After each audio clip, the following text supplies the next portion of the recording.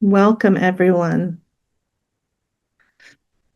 So welcome to our 2025 webinar series, A Wildflower Path, Navigating Wellness Through Life's Seasons. This is our final session about community gardens. I'm Amanda Lyon, a training and technical assistance specialist for the National Center on Domestic Violence, Trauma, and Mental Health. With me today is our senior training consultant, Kathy Cave. We are also joined by our special guest, Adrienne Gantz, the co-executive director of the New Jersey Coalition to End Domestic Violence, who will be sharing more about their programs later. Our center is headquartered in Chicago, the unceded homelands of the Potawatomi Nations. We invite each person to learn about the land you are connected to. One resource to get started is the website native-land.ca.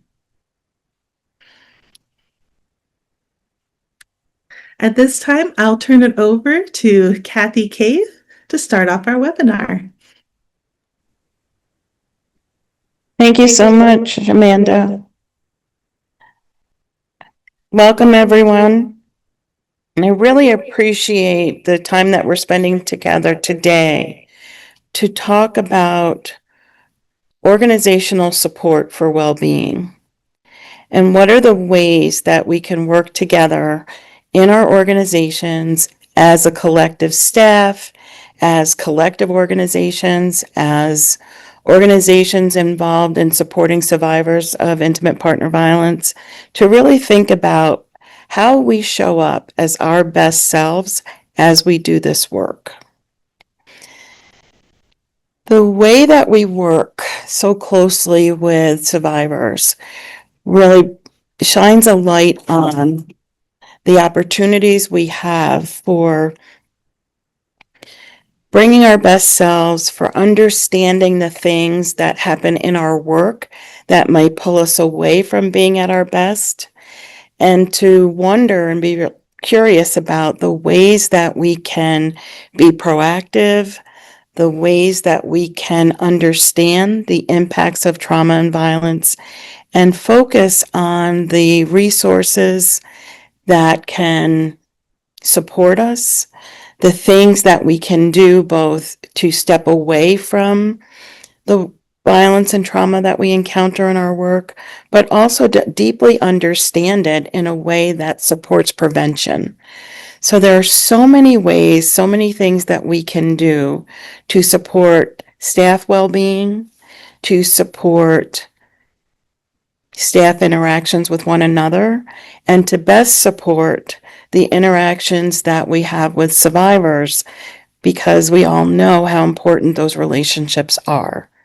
So much trauma happens in relationship that it shines, shines this huge light on the ways that we need to be aware of how we are as individuals impacted, and aware of the ways that our organizations as a whole are impacted, and the things that can bring about trauma responses that are related to our own personal journeys in life, but also related to the things that we encounter in the course of our work. So as we think about our relationships with one another as staff, and our relationships within our organizations with everyone who works together, and the ways that we are connected to survivors to support their healing, their well-being, and to provide advocacy, really makes a difference in how those connections stay strong. When we are not at our best, there's an opportunity where we may unintentionally say something or do something that we don't intend. So it's very easy when we get overwhelmed to lose sight of our empathy. It's very easy when we're struggling with interactions with one another or interactions with folks that we serve to lose sight of those important connections, and that the consequences for those disruptions in relationship can be very deep. So for us to understand the impacts of trauma on us because of the work we do, but also because of our own personal journeys, to understand how many of us who do this work are survivors ourselves, to understand that what's happening in the world for us outside of work can deeply impact us as much as what we encounter during our work days. So all of this contributes to the need for a focus on wellness so that we can be at our best and that we can support survivors in their own wellness journeys. So I'm so excited about this webinar series, really thinking about the toolkit and the Wildflower Path to really think about what are the ways we can really elevate the importance of focus on wellness and well-being, because we understand what our work entails. And we're not surprised by the things that can come up in our work, and that we can be proactive and work towards prevention of being overwhelmed, of being not at our best as we work together. When I think about the challenges for organizations, what comes up mostly is that we are often not on the same page about the importance of wellness, the importance of self-care, the importance of focus on self-awareness, and really cultivating a sense of wellness throughout our organizations.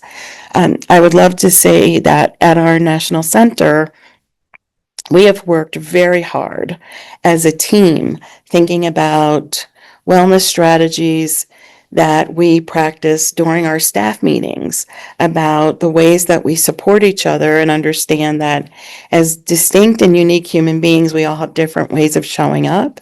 And we frequently talk about what are the ways that we support our healing and support each other in this work. And so those are the kinds of conversations that we wanted to bring to programs. And we're going to hear in a little bit from Adrienne, whose work at the New Jersey Coalition has been amazing in the way that they have tools and used resources, some provided by us, some provided by their own research, really like digging in deep to make sure that not only did their organization focus on wellness and overall well-being, but that they were able to provide opportunities for programs throughout their state to really embrace this kind of a conversation. So, and it was not easy, to get these conversations started. It took really being able to talk to each other here as staff to really think about together, what are the ways that we're impacted by the work? What are the ways that we are healed as we work? What are the ways that we can recognize when we're overwhelmed? And so some of those conversations here for us really came out of conversations related to leadership and supervision and trauma-informed approaches to supervision, and being in a place of acknowledging that the work we do is meaningful, it is important, we value it, and that the work can be challenging. And there are times when, even in the course of the work, doing things that we are deeply passionate about, we would be overwhelmed and exhausted. So being able to name those as real challenges and to think about the other kinds of experiences that bring about discomfort, that bring about overwhelm, that bring about exhaustion, and not being afraid to look at it head on and say, this is what harms and this is what helps. We've had lots of conversations about the impact of grief And when I talk to folks who work in programs and at coalitions, that is a conversation that doesn't get put on the table much. And so we started to put it on the table.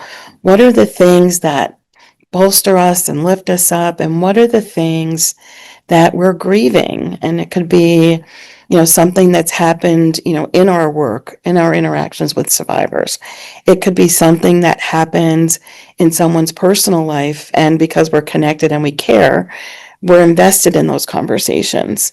So thinking about grief as one of those opportunities where we don't really talk about how hard it is and that it's a journey, that it takes time for healing.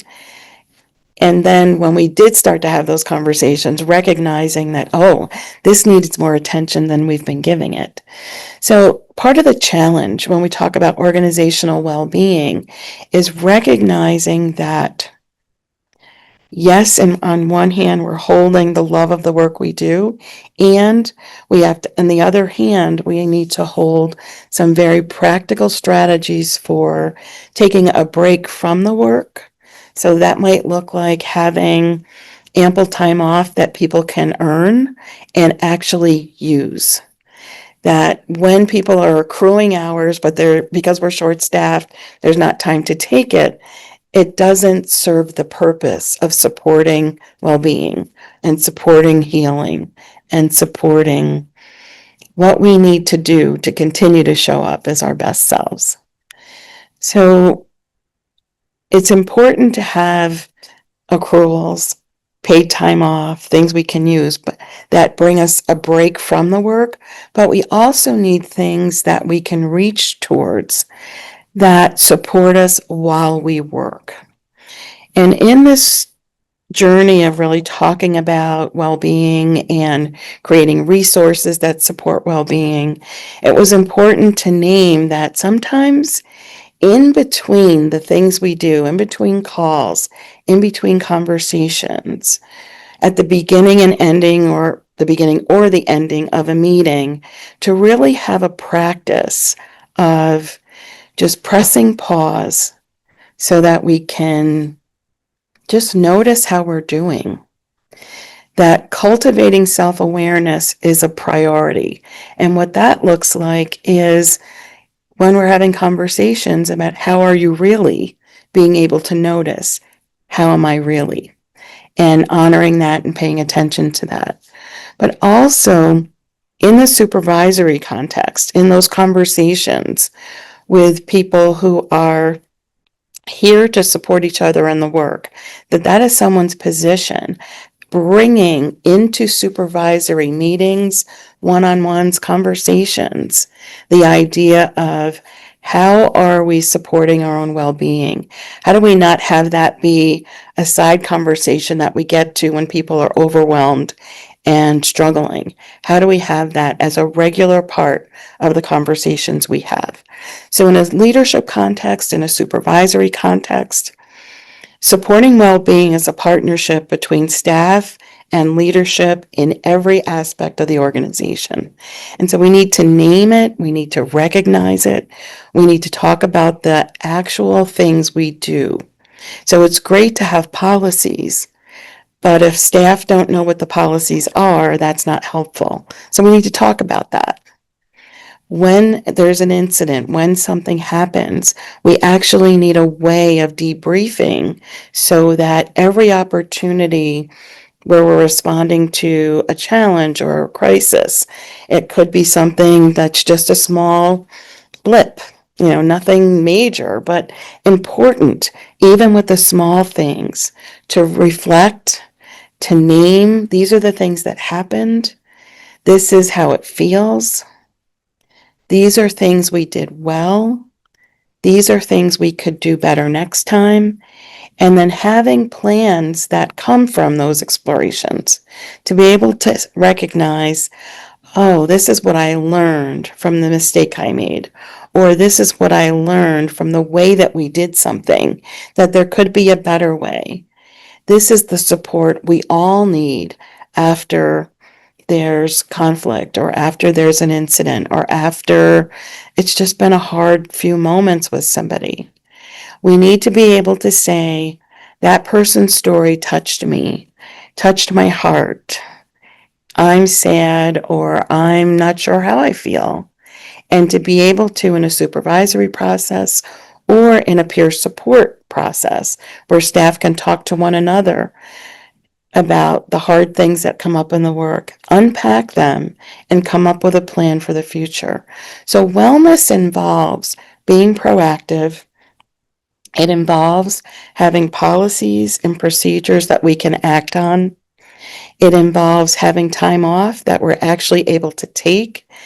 And it involves strategies where all throughout our day we can press pause and just be good to ourselves. It also involves things that we can teach and share with the folks that we work with. We know that trauma and violence isn't selective, right? It's like we're all impacted in some ways. So being able to name those impacts and talking about what helps to heal those impacts needs to be a priority for our organizations, for staff sustainability, for effectiveness, and for bringing our best selves to the work with survivors who have already experienced enough harm. So when we bring our best selves, when we are aware of how we're showing up, when we're connected to each other in a way that we can provide both peer support and supervisory support for the things that are coming up in the work, then we can do much better by the people we're here to serve and support. So as we think about hearing from Adrienne in just a minute, I would ask folks to wonder, as you're listening, what are the things that we do in our organization right now that support each other, that support staff well-being, and the kinds of wellness practices that we share with the folks that we support? And where could we grow? What's one new idea that we can bring from this conversation that helps to strengthen our resilience as an organization and as individuals within them? What are the things that are protective factors for us? So being connected, for example, is a protective factor. Having other staff that I can call and say, I'm having a minute, can we talk? Is a protective factor. Having ideas for different practices that we can do in the moment. There's a clinician that I just love her work. Her name is Millie Greneau, and she talks about 60-second activities that you can do during your workday to just take a break, to just press pause. And that those are gifts. They're gifts for us, they're gifts for our organization, and they're also gifts for the people that we support in our work every day, so that I'm not carrying someone else's pain or my own pain into those interactions with someone who has enough pain of their own. So being able to recognize that, I need to press pause right now, and here's some things that I can do to press pause. So I would ask you all to be mindful, to be thoughtful, to be open to some ideas, to be thinking about individual well-being, but also what we can do organizationally and the resources that we have at our center to actually absolutely support you in the work that you do. So I'm going to turn this program over to Adrienne, asking you all again to think about your protective factors, think about what supports your resilience, and to be open to some new ideas. All right, thank you all so much.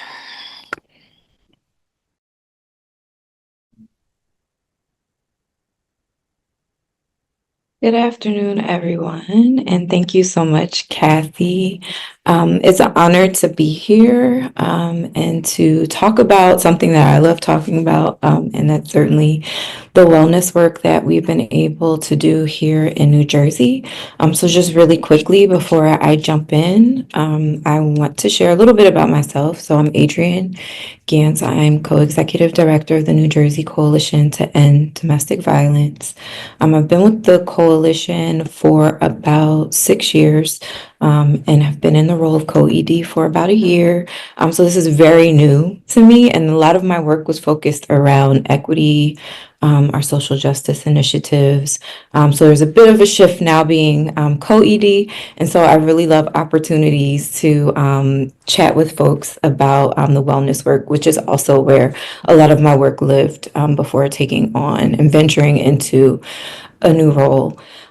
So I wanted to just first take a moment to practice my own wellness through expressing deep gratitude again for being here today, and also expressing the joy that I have and that I feel being connected with each of you. Being here with you tells me that there's an investment and a commitment to us doing this work together in solidarity and doing it well with our well-being in mind. So I just wanted to take a moment to express that gratitude and joy. I also want to remember a dear sister colleague of ours who passed away, who was a member of the NJCEDV team in 2023. When I think of her, I think of wellness. I think of how she centered it in her work, how she encouraged us to slow down.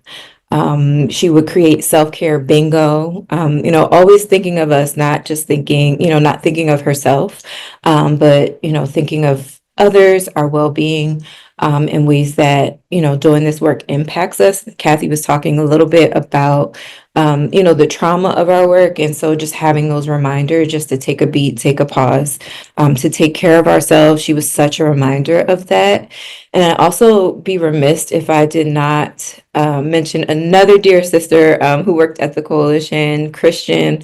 I remember myself, her, and Asia just sitting in the office brainstorming ideas around wellness and what our work could look like, in addition to the leadership of Pamela Jacobs, who is now with the National Resource Center on Domestic Violence, who was our executive director at the time, who really prioritized organizational wellness, but then ensured that we had space to take care of ourselves individually. And I'll get into that on my next slide. So I have slides, and I have slides. And so I'll just be reading a little bit from the notes that I took for myself to share with you all. I get really excited about this work, so I'm condensing a lot of information in a short period of time. So I want to also extend myself as a resource and a thought partner if you're, looking to develop some wellness initiatives in your organizations.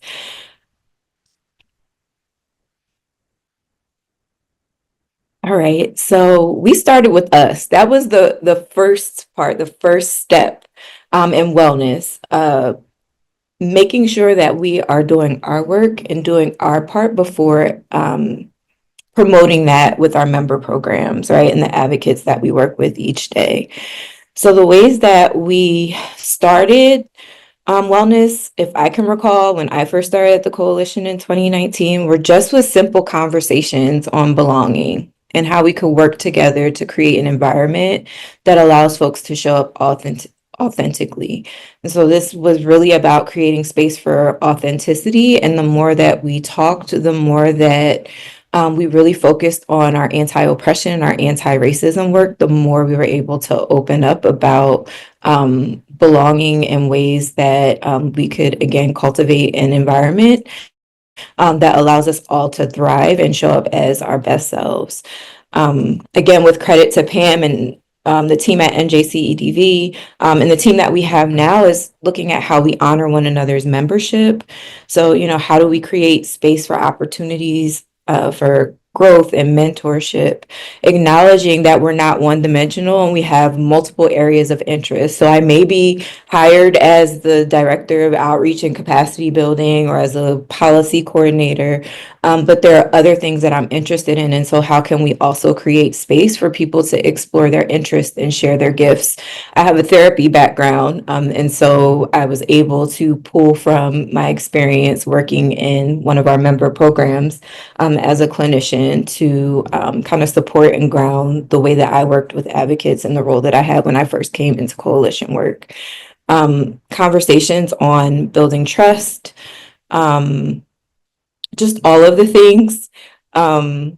I have like a lot of notes here, so I'm really just trying to pull the high points. But I will note that one of the things that took place, I think COVID changed a lot of things, and this is, I think, where we really dived into the wellness work is when, we were facing the pandemic and realizing the impact that it wasn't just having on our work, but we were living through this in real time. So very much how things have changed, starting at the top of this year and how we're just sort of in a different place. We also experienced something similar during the pandemic. And so we really were challenged with how we work and also looking at how we are taking care of ourselves. So there was an investment in our leadership development through leadership coaching sessions.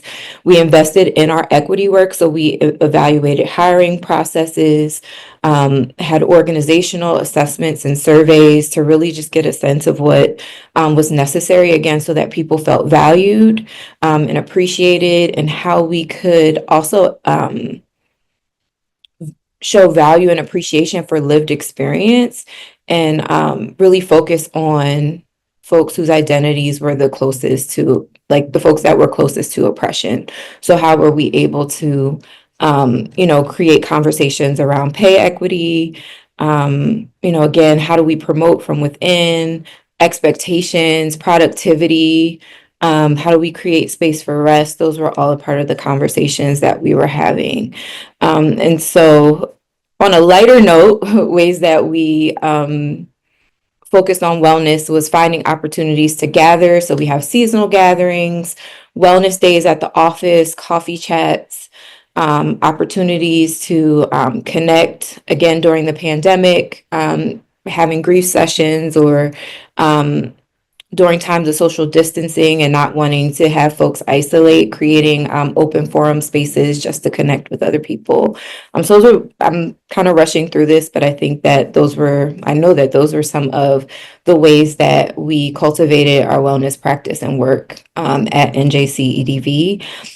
And so I'm sure there's a question about how we paid for this, and just wanted to share that briefly. We used some of our fringe benefits. We split some of our wellness, why is it escaping me? Some of our wellness supplies we split across grants by FTEs. So also, we're primarily remote now. We had ergonomic assessments so that our home offices were functional. So we were able to utilize some grant funding for that. And then some of our work, which I know this is ending in September of this year, at the end of it, the ARP or ARPA funds, we use some of that as well as our unrestricted funds to cover some of our wellness work. Again, this is a high overview of what we did or have done, are doing at NJCDV, and I'm certainly happy to share more details with you.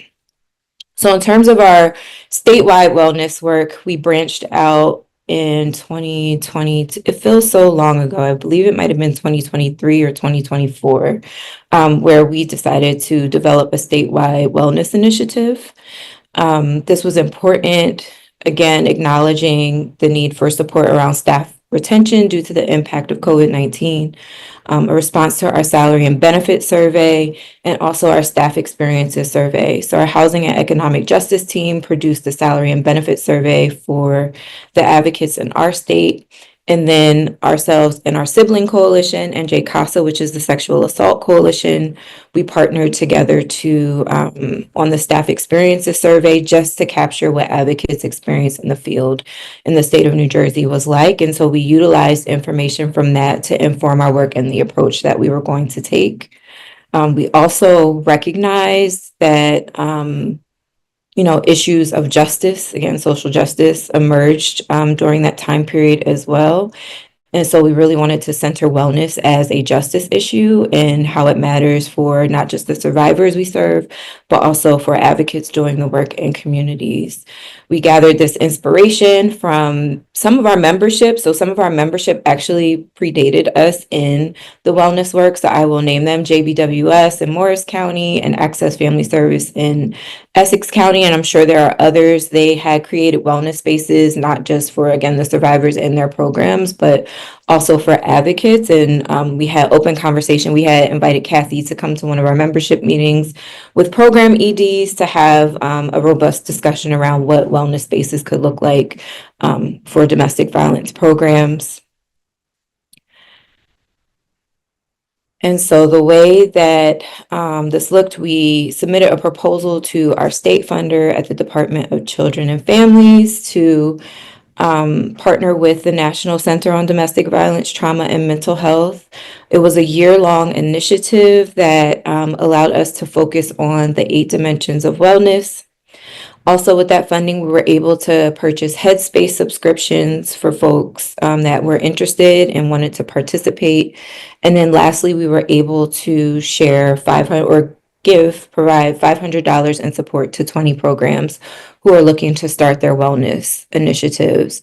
What we were hoping to achieve through this was helping folks to realize and know that creating space for wellness is possible, and that we would be available for support and technical assistance to help them develop their wellness programs or initiatives, however that looks like and works best for their organizations. And so what our partnership and practices looked like with help from the National Center is we hosted 3 regional wellness trainings in the fall of 2024. The years are escaping me because time is flying. I'm like, was it 2024 or 2023? It might have been 2023, if I'm not mistaken. We hosted 3 regional wellness trainings in the fall. So Kathy was in our northern, central, and southern regions of the state. After we met with Kathy, we launched Wellness Wednesdays, which was focused on the 8 dimensions of wellness. So we brought in various presenters to present on a topic of their specialty or familiarity. And those went over really well. We got a lot of positive feedback. We also invited Kathy back to do a follow-up session. And in addition, had like a advocate listening session to learn more about, what programs we're doing, but also to see where gaps remain and how the coalition can continue to be a support for programs who are interested in doing the wellness work. One of the most brilliant things that came from the partnership as well was a wellness resource guide. So Kathy asked really thoughtful questions of the group, and everyone came together and brainstormed on what wellness looks like to them. And it was based on, I think, the 8 dimensions of wellness as well. And that's something that we can share out.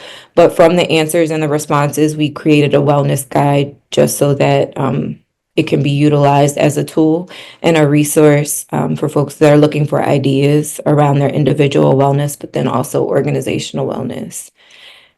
And then lastly, the coalition is available to provide ongoing support and encouragement for organizations because we want the work to be sustainable for all of our collective well-being. The work that we're doing is incredibly difficult. I think even in this season, we're finding that it may be a little more challenging going forward. And so ensuring that we're taking care of our collective well-being as we're all journeying through and navigating this together is going to be incredibly important. Yes, so that pretty much is the overview of the work that we did with the National Center. Something that I do like to remind myself of is that wellness is not a luxury. Oftentimes wellness is painted, as spa days and bubble baths and, things that cost money, but it doesn't necessarily have to be. And so just shifting my viewpoint that wellness is a necessity, is something that is needed. And as I think about my own liberation, right, and not just my own liberation, but the liberation of others, knowing that we need to be well together. And so the last thought that I will leave you all with, and I usually have a card from a card deck. That's another part of my wellness practice, is to have a card deck with, things that inspire me or remind me to take a moment for myself. But I will leave you with this. It says, when we prioritize connection, community, and care, we nourish ourselves, strengthen organizations, support survivors, and move closer to ending domestic violence. So thank you all for having me. Again, really excited to have the opportunity to share today. I am available for any questions or, again, just to be a thought partner in this work. And deep gratitude to Kathy and the team at the National Center for having me. Thank you all.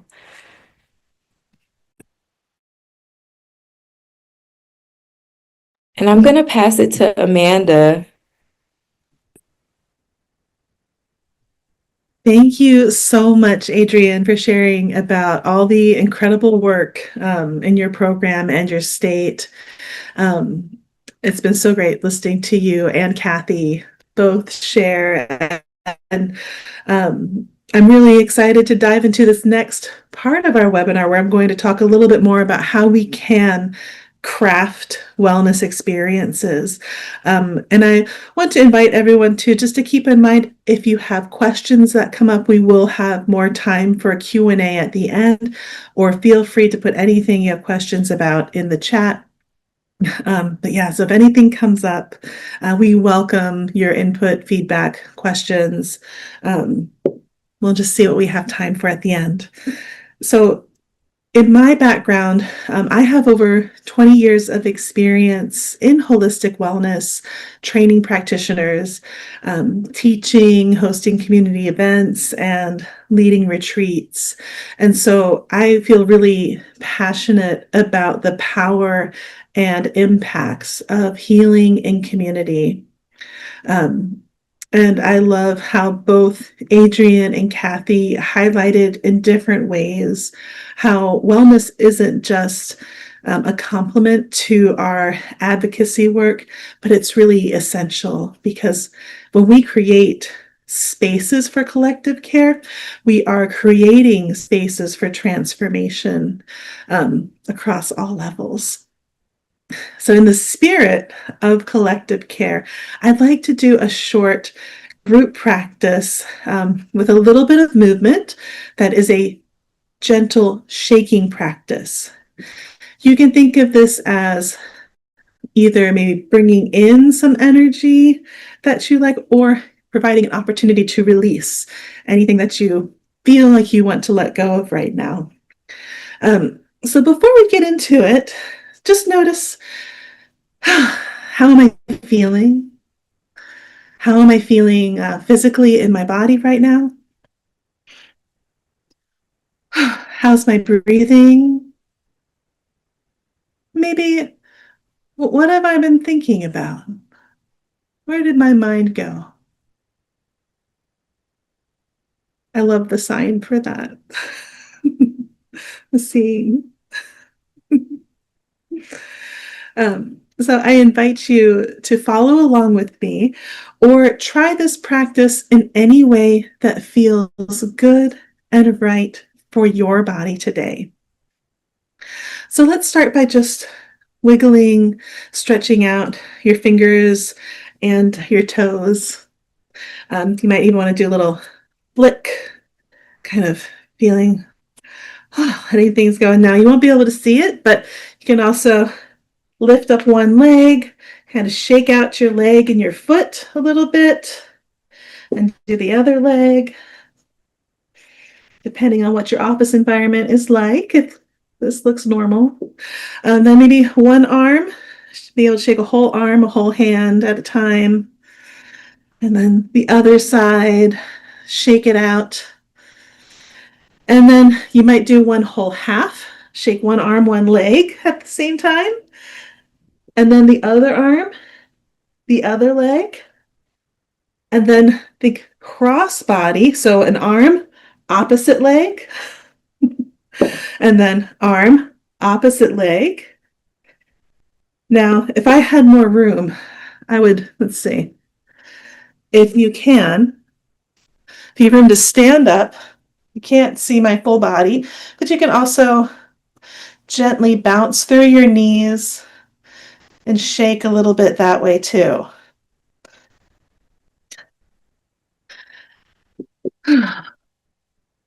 As you feel ready, come back to where you're comfortable and just notice again. How do I feel now? Did anything change or shift? And if not, it's okay. We just notice. And thank you for sharing that practice with me.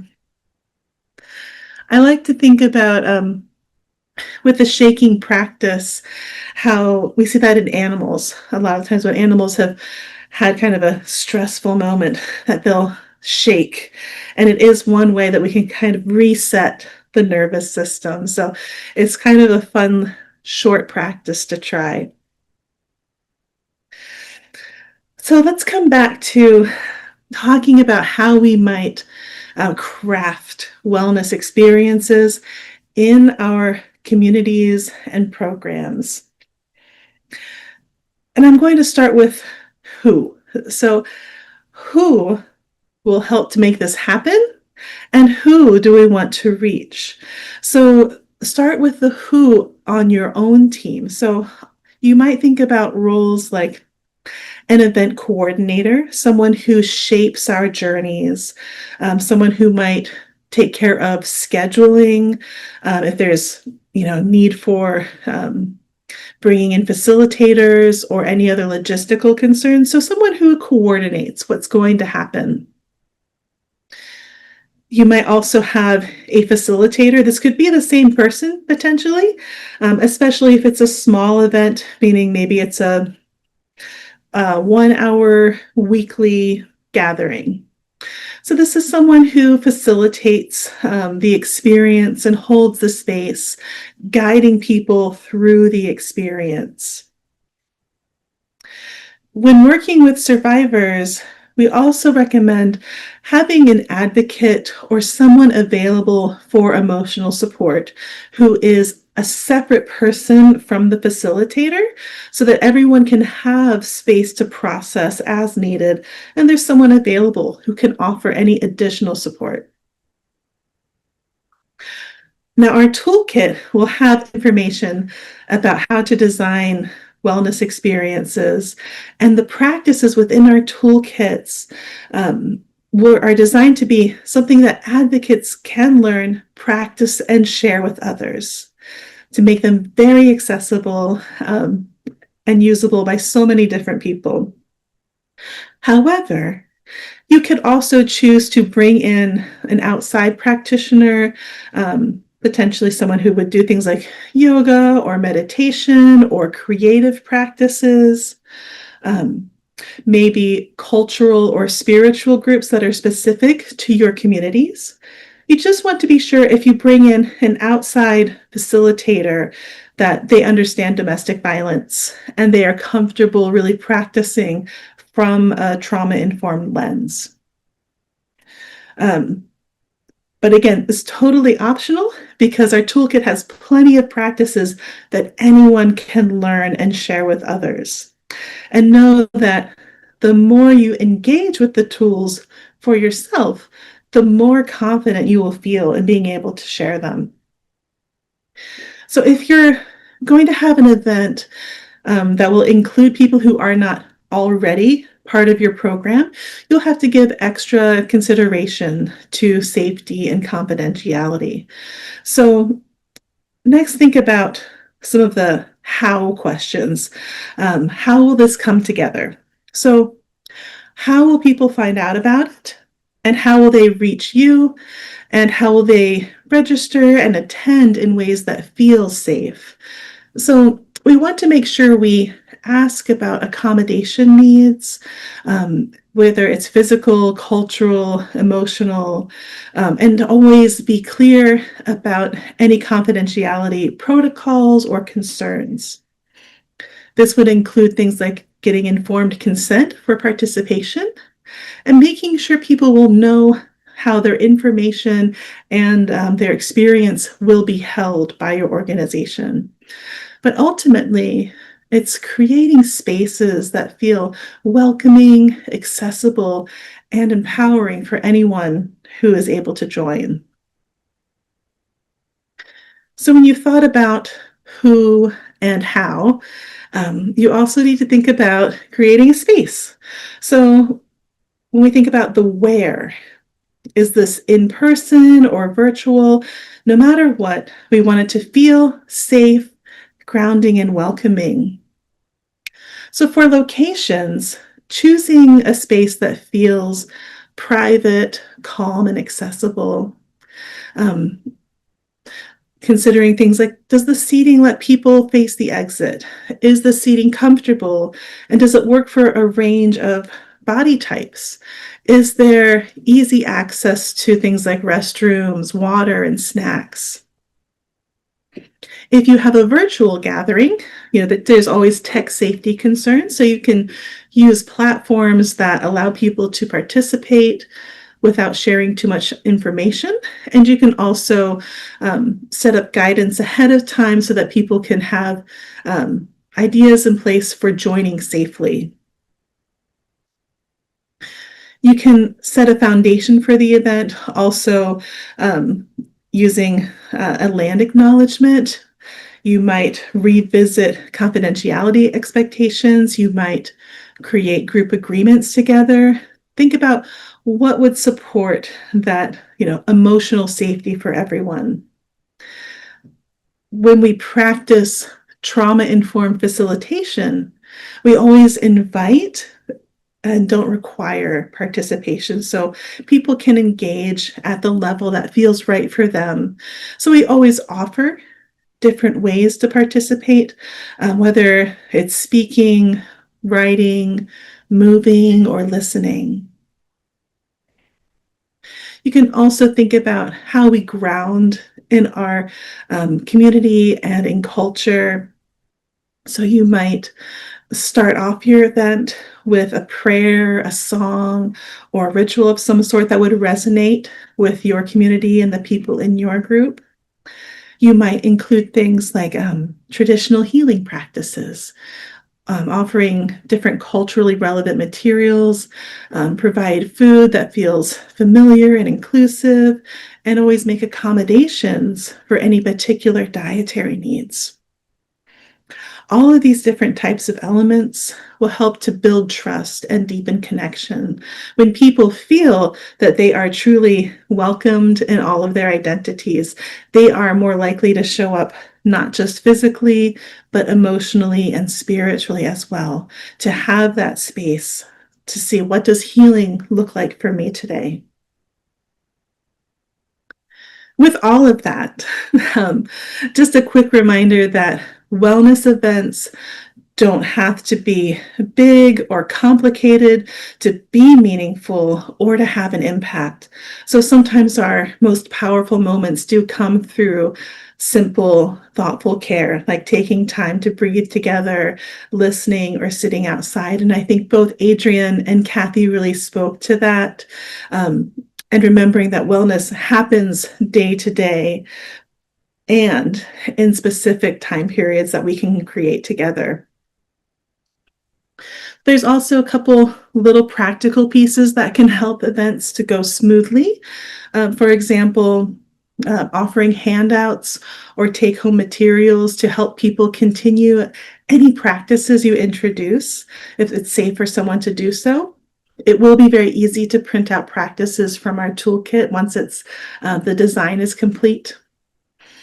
If you want to offer food, I know there can be funding restrictions around offering food, but oftentimes local businesses might be willing to donate something, but oftentimes offering food is a great way to build connection with people. You can also think about any other accommodations to support participation. That might be things like childcare, transportation, or physical accessibility so people feel welcomed. And finally, there's also a piece about evaluation because survivor insight matters. You can always offer a quick survey at the end or have a shared closing reflection, maybe a listening session later, but we always keep evaluation and feedback voluntary to encourage participation. You might offer a small thank you gift so that people will feel more willing to take part. You can also track simple things like how many people showed up, how often you host events, or what people found helpful, so you can keep building on what is working. But above all, remember, you don't need to feel like you're an expert to create a healing space. Really, when we show up with care and curiosity and a commitment to community, you've done most of the work. And again, I think Kathy mentioned these, that the wellness experiences are already within reach because you're likely doing so much of this already. Cultivating experiences and events is more just weaving the pieces you already know together with a new intention. So, taking that in, I want to do another short, brief group practice. This is a swaying practice, which can be very calming to reduce tension. So again, I invite you to follow along with me, but practice in a way that feels comfortable to your body. Again, noticing how we're doing. I'm going to start with my hands resting on my legs and my feet on the floor, swaying side to side. And just thinking about what would feel good from this place. Like maybe it wants to be a little bigger of a movement. Maybe your head wants to move, maybe not. Maybe your arms want to relax down and your shoulders want to move a little more. Or maybe your arms want to drift. If you have space, maybe it would even feel good to stand up and stretch. Maybe your breathing starts to change. I like to imagine sometimes that I'm a tall reed in a marsh being blown by a gentle breeze, feeling the sun shining and warm, and just imagining the peace of that place. Breathing that in a little bit as I slowly come back. And I find my own place of stillness. Just having a brief moment. And I like to imagine that holding this space together, the power of what it looks like and feels like for us to all support healing for each other. The power of working to find moments of peace for ourselves and what it's like when we are doing it together. Again, that's the power of collective care. And I like that reminder of the strength we hold together. Like we are the many reeds together in the marsh, not just a single reed standing alone. So I would love if anybody has any questions at this time to please feel free to share them in the chat. Or if anyone would like to share any reflections, how these practices might have felt, if you felt any shifts today, or even if there's anything that you're like some feedback on how to share these practices with others, what gets in the way, how do we work to overcome any challenges or barriers that come up. I would love to see if anything has come up for anyone. Or if Kathy or Adrienne have anything else you'd like to share that's come up. I welcome you to come back if you like. Thank you, Amanda. One of the things I wanted to just name was that there were two really powerful things in the New Jersey experience. And one Adrienne touched on was that there were resources that were shared. When staff from all over the state made contributions to the conversation about what wellness meant to them and what was supportive and healing, when that guide was then, that information was collected and put in a guide and then handed back to staff, that was incredibly powerful. And it supported individual programs to do more to increase their focus on wellness and really encouraged a deeper conversation. So that was a really powerful piece from the initiative that folks in New Jersey took. And I think the other was really making resources readily available to everyone who came to the regional conference meetings.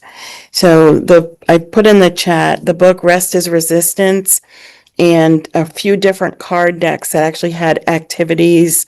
Some of the decks were about encouragement and affirmation, but some had some real concrete, here's a thing you can do.